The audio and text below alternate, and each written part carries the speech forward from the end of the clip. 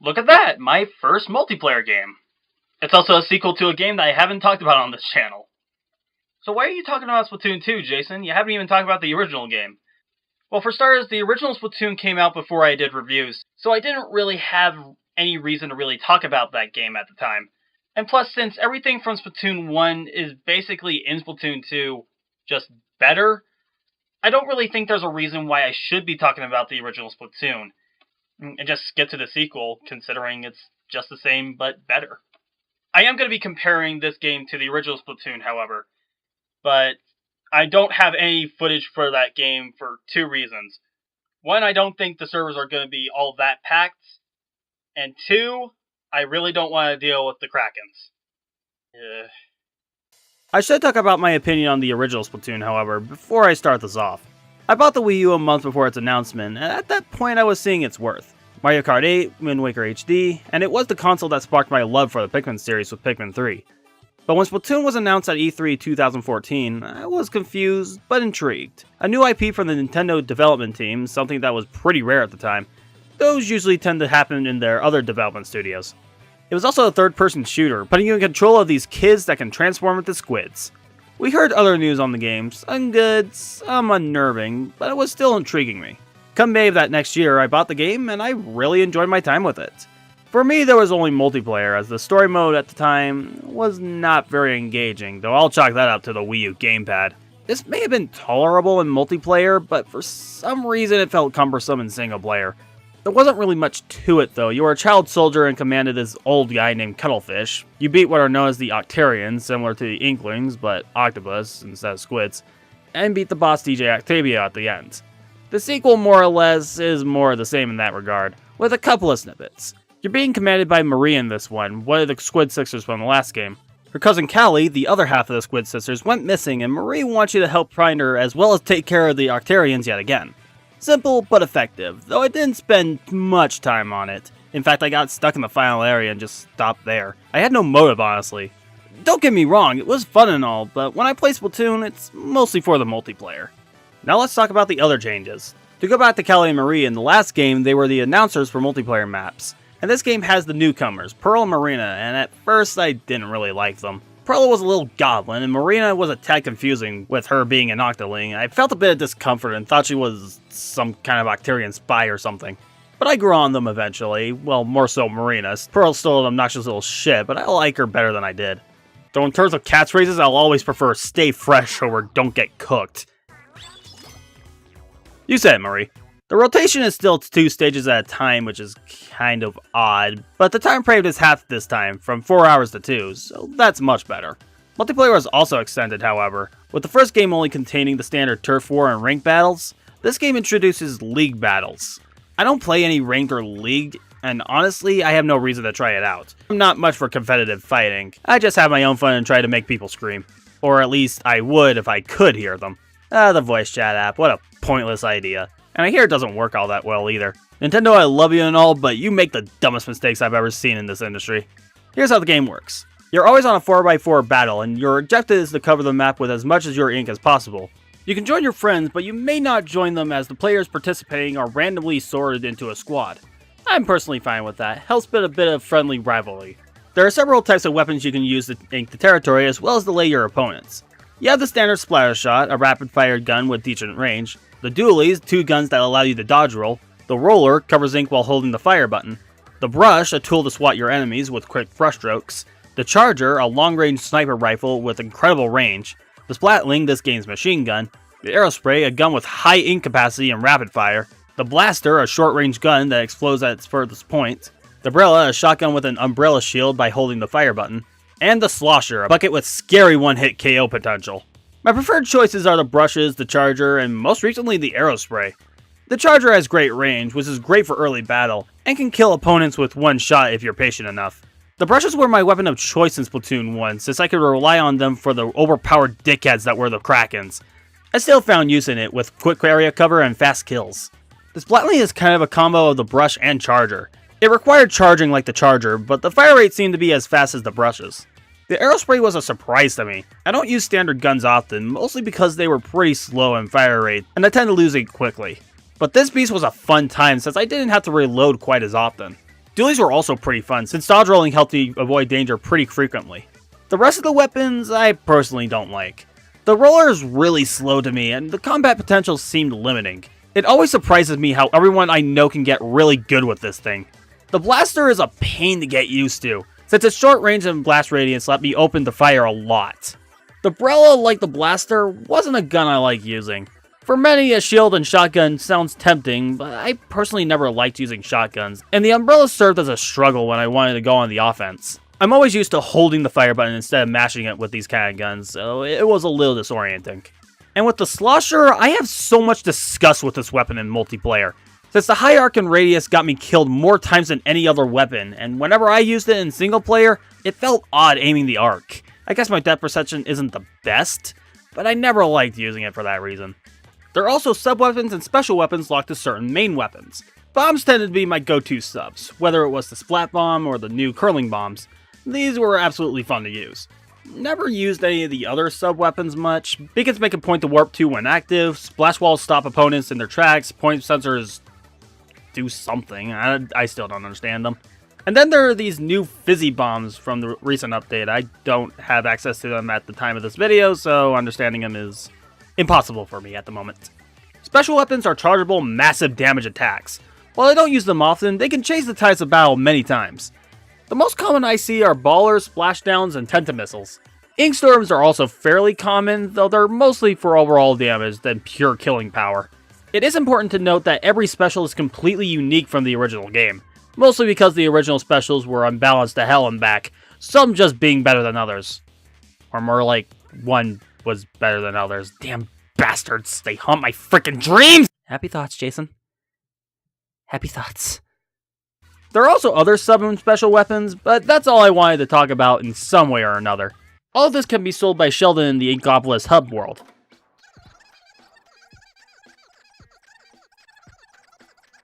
Inkopolis is also home to other shops, 3 of them holding different types of equipment, shoes, headgear, and clothing.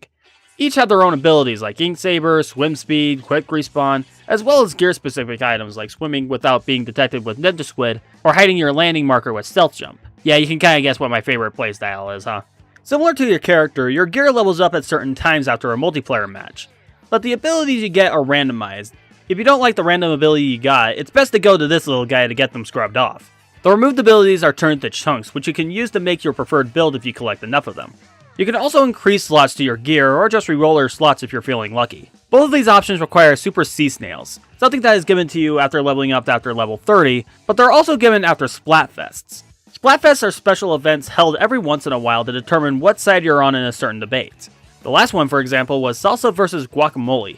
But I have to confess, I don't participate in these often, since I'm never really available to participate. The only one I was able to be in was the Trick vs. Treat Splatfest, since it was 48 hours and I was able to attend on the first day. Squid won the Squid vs. Octopus Splatfest. Then why am I the only squid on my party? Speaking of friends, have you ever wanted to team up with them in a job of life and death all for the sake of giving a petrified bear some salmon eggs? Then Salmon Run is the mode for you. In a way I can describe it personally, it's basically Man vs. Machine in Team Fortress 2. Each round allows you a team of 4 killing off a horde of salmonoids, these salmon zombie things, and you need to collect as many salmon eggs before the round ends. There is a required threshold to meet, and when you meet it, the next round starts. After the 3rd round, or if all of you kick the bucket, you'll be given some prizes. But you will lose XP if you don't get past the 1st round, and you don't win a whole lot if you don't beat the 2nd or 3rd rounds. I am going to say this, however. Play this mode with friends if you can. I couldn't get a team for the recording session since everyone wasn't available during the last session, thanks to Salmon Run's availability being practically random. So I had to look for a random team, but you're not guaranteed a full team, or hell, even a team at all. That was an experience playing by myself. Well, shoot. Overall, Salmon Run is a fun time, but there are 2 problems. Like I said, the availability for this mode is irregular, so if you want to play it, you'll have to hope it's available by then. The other problem is, you only have a set weapon roster every session. That's not exactly the issue. The issue is, what you get is random every round. So if you don't like the weapon you have, you'll just have to stick with it until the round ends, and it's still a chance you'll get another weapon you don't like next round. If those problems were changed, this would be my favorite mode, but that's not the case, sadly. Anything else? Oh, there are these nice little messages, like the good days of Miiverse. Lots of good pictures here, I certainly like... Okay, I think it's time to end this. Man, it's great to be doing videos again. I'm not going to be doing any more recaps considering not only is it going to be very redundant, it's also a pain in the ass to write about things you already talked about, so I'm not going to be doing those anymore.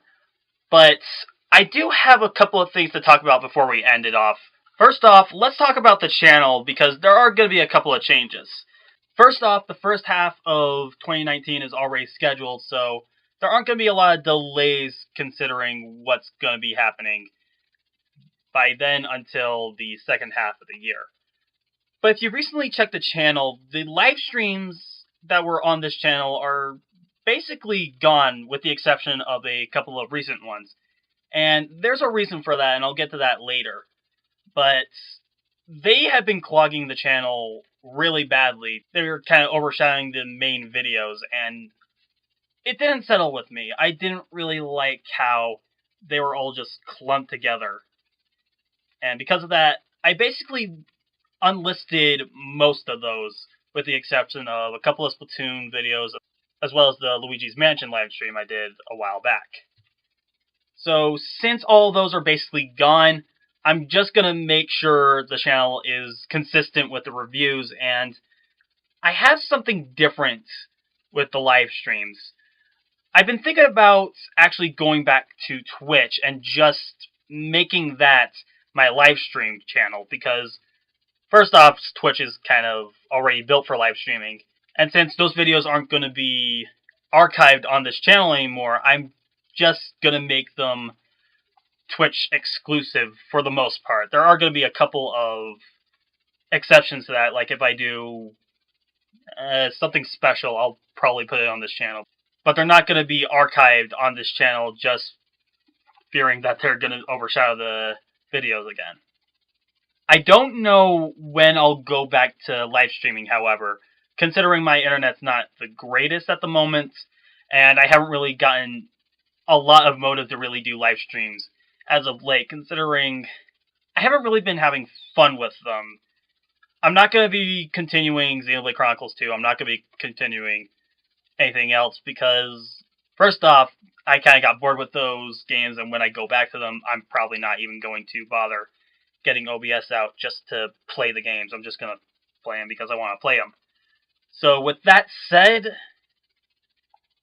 I don't know what I want to do with Twitch, and I don't know when I'm going to go back to live streaming, but when I do, I'll get you guys notified, but that's kind of how live streams are going to be going for a little while. And the last thing I want to talk about is my artwork. For those who don't know, most of my assets, the banner, the icon, basically everything art-related, I've been doing by myself. I love drawing, I love doing artwork. And the banner and assets and everything kind of gave me a reason to just draw and all that. And recently, I actually got a brand new tablet. I really do love that thing, and it's got a few hiccups, but they were manageable at the very least. So it's really great to be doing digital art nowadays, and I've been thinking of kind of making this channel a kind of hybrid channel, just having the review content as well as the art content as well. However, the art content is not going to be as frequent. For the most part, it's just going to be updates, and maybe I'll do an art live stream here and there, but that's not going to be as frequent as the actual content you're here to subscribe to. So, I'm thinking of probably doing like 1 or 2 art-related videos every month, just so the review content can actually thrive. That also kind of translates to a future project that I'm going to be working on, but that's not going to be available until probably mid-February or somewhere around there. But the updates to that project will be happening probably by the beginning of the year. I don't know when exactly, but when you see the first art update, you'll basically know what's going on. With that said, I've talked about this long enough. Let's end this video.